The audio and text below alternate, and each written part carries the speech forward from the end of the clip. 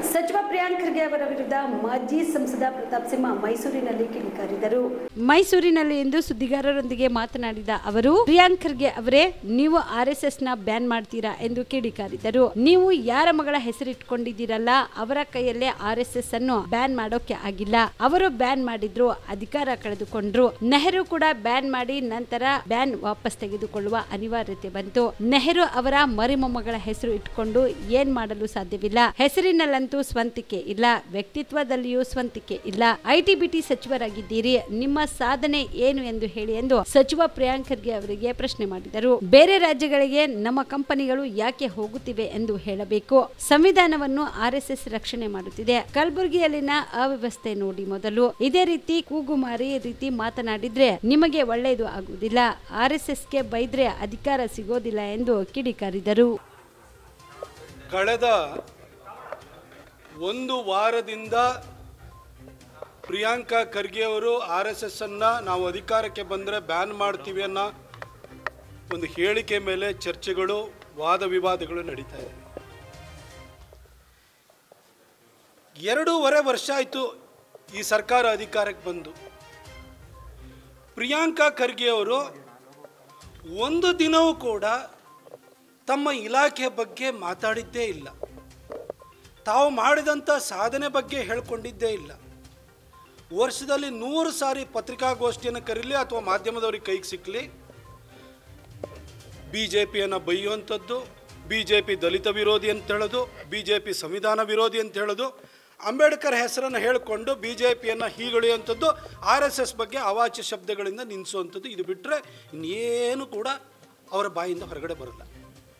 ಈ ರೋಗ, ಈ ವ್ಯಾಧಿ ಪ್ರಿಯಾಂಕಾ ಖರ್ಗೆ, ಆ ಕಲಘಟಗಿಯ ಲಾಡು, ಇನ್ನು ಆ ಚಿಕ್ಕಬಳ್ಳಾಪುರದಲ್ಲಿ ಇನ್ನೊಬ್ಬ ಉಳಿಡ್ತಾ ಇರ್ತಾನೆ ಯಾವಾಗಲೂ, ಇವರಿಂದ ಸದಾ ಬರ್ತಾನೆ ಇರುತ್ತೆ. ಆದರೆ ನಾನು ಪ್ರಿಯಾಂಕಾ ಖರ್ಗೆ ಅವರಿಗೆ ನಾನು ಕೇಳಲಿಕ್ಕೆ ಬಯಸ್ತೇನೆ, ಪ್ರಿಯಾಂಕಾ ಖರ್ಗೆ ಅವರೇ, ನಿಮಗೆ ಏನಾಗಿದೆ?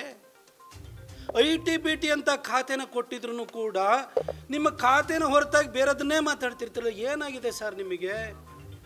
ಆ ಸದನದಲ್ಲಿ ಅಧಿವೇಶನ ನಡೀತಾ ಇತ್ತು ಅಂತಂದರೆ ಡಾಕ್ಟರ್ ಅಶ್ವಥ್ ನಾರಾಯಣ ಅವರು ಹೇಳಿದಾಗೆ ನೀವು ಪ್ರತಿಯೊಬ್ಬರು ಮಾತಾಡೋಕ್ಕೆ ಎದ್ದಾಗ್ಲೂ ಕೂಡ ಮಧ್ಯದಲ್ಲಿ ಪಾಯ ಹಾಕಿ ಪೈಲ್ಸ್ ಪ್ರಿಯಾಂಕ ಆಗೋಗ್ಬಿಡ್ತೀರಿ.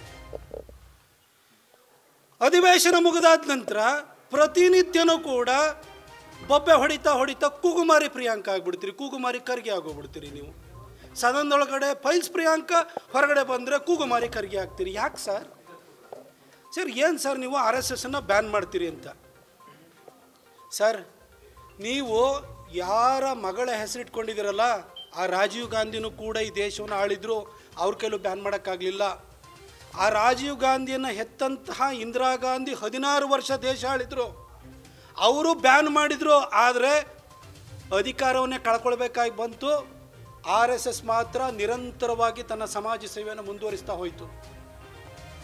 ಆ ಇಂದಿರಾ ಗಾಂಧಿಗೆ ಜನ್ಮ ಕೊಟ್ಟಂತಹ ನೆಹರು ಕೂಡ ದೇಶವನ್ನು 17 ವರ್ಷ ಆಳಿದರು. ಅವರು ಕೂಡ ಒಂದು ಸರಿ ಬ್ಯಾನ್ ಮಾಡಿ ಕೊನೆಗೆ ಆ ಬ್ಯಾನನ್ನು ವಾಪಸ್ ತೆಗೆದುಕೊಳ್ಬೇಕಾದಂಥ ಅನಿವಾರ್ಯ ಸ್ಥಿತಿ. 1962 ಚೀನಾ ಯುದ್ಧದ ನಂತರ RSSನ ಸೇವೆಯನ್ನು ನೋಡಿ ಶ್ಲಾಘನೆ ಮಾಡಬೇಕಾದಂಥ ಅನಿವಾರ್ಯತೆ ಬಂತು. ನೀವು ಹಾಗಿರುವಾಗ ನೆಹರು ಅವರ ಮರಿಮಗಳ ಹೆಸರನ್ನು ಇಟ್ಕೊಂಡಿರುವಂಥ ನೀವೇನು ಸರ್ ಮಾಡ್ತೀರಿ? ನಿಮ್ಮ ಹೆಸರಲ್ಲೂ ಸ್ವಂತತೆ ಇಲ್ಲ. ಆ ಖರ್ಗೆ ಅನ್ನೋದು ನಿಮ್ಮ ತಂದೆಯಿಂದ ಬಂದಿರುವಂಥ ಬಳುವಳಿ. ನಿಮ್ಮದು ಅಂತ ಏನಿದೆ ಸರ್? ಏನು ಸಾಧನೆ ಇದೆ ಸರ್?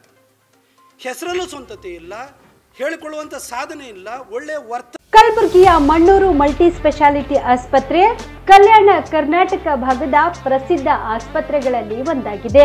ಡಾಕ್ಟರ್ ಫಾರೂಕ್ ಮಣ್ಣೂರು ಸಾರಥ್ಯದಲ್ಲಿ ಅತ್ಯಂತ ಅನುಭವಿ ವೈದ್ಯರಿಂದ ಉತ್ತಮ ಚಿಕಿತ್ಸೆ ನೀಡಲಾಗುತ್ತಿದೆ.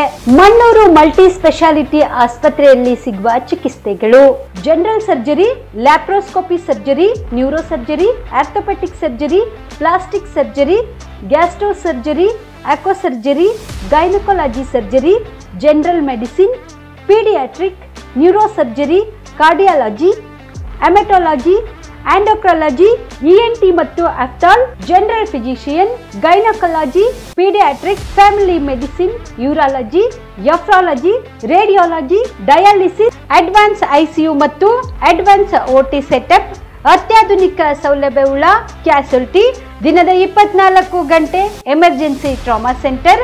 ಹೆಚ್ಚಿನ ಮಾಹಿತಿಗಾಗಿ ಸಂಪರ್ಕಿಸಿ ಬಾರಾ ಹಿಲ್ಸ್ ಸರ್ಕಲ್, ರಿಂಗ್ ರಸ್ತೆ, ಕಲಬುರಗಿ. Phone number 9538786108.